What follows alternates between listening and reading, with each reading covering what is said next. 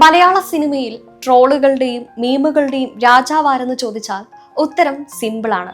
ആ പേര് സലിം കുമാർ തന്നെയാകും.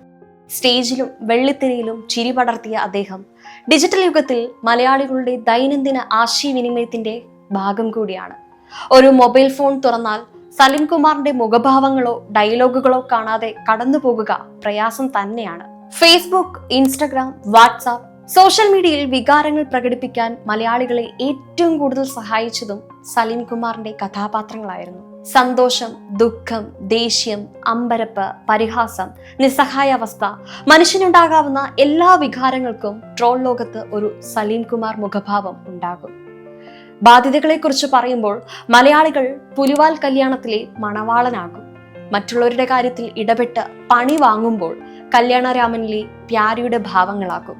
തെങ്കാശി പട്ടണത്തിലെ മുത്തുരാമനും പാണ്ടിപ്പടയിലെ ഉമാകാന്തനും തൊമ്മനും മക്കളിലെ രാജാക്കണ്ണും അണ്ണൻ തമ്പിയിലെ ശ്യാമളനും തുടങ്ങി സലീം കഥാപാത്രങ്ങൾ ദിവസേന ഡിജിറ്റൽ ലോകത്ത് പുനർജനിച്ചുകൊണ്ടിരുന്നു. പുതിയ കാല സിനിമകളിലെ കോമഡി രംഗങ്ങൾ വളരെ പെട്ടെന്ന് മറവിയിലേക്ക് പോകുമ്പോൾ സലീം കുമാറിന്റെ കഥാപാത്രങ്ങൾക്ക് സോഷ്യൽ മീഡിയയിൽ പുതിയൊരു ജീവിതം സമ്മാനിച്ചു. തിയേറ്ററുകളിൽ വലിയ ശ്രദ്ധ നേടാത്ത രംഗങ്ങൾ പോലും പിന്നീട് മീമുകളിലൂടെ വൈറലായി. പലർക്കും ചില സിനിമകൾ ഓർമ്മയിൽ നിൽക്കുന്നത് കഥ കൊണ്ടല്ല, സലിം കുമാറിന്റെ ട്രോൾ മെറ്റീരിയൽ കൊണ്ട് മാത്രമാണ്. ട്രോൾ ലോകത്ത് സലിം കുമാറിനെ അനശ്വരനാക്കിയത് അദ്ദേഹത്തിന്റെ സ്വാഭാവിക അഭിനയം തന്നെയാണ്. അതിശയോക്തികളില്ലാത്ത പ്രകടനങ്ങൾ ഏത് സാഹചര്യത്തിലും ചേർത്തുപയോഗിക്കാൻ കഴിയുന്നവയായി മാറി.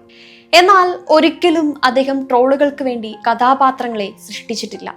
കാലത്തിനനുസരിച്ച് ആ കഥാപാത്രങ്ങൾ പുതിയൊരു ജീവിതം കണ്ടെത്തുകയാണ് ചെയ്തത്. ഇന്ന് മലയാളികളുടെ ട്രോൾ ഭാഷയിൽ, ഡിജിറ്റൽ സംസ്കാരത്തിൽ, ദിവസേനയുള്ള സംഭാഷണങ്ങളിൽ സലിം കുമാർ ഇപ്പോഴും ജീവിച്ചിരിക്കുന്നു.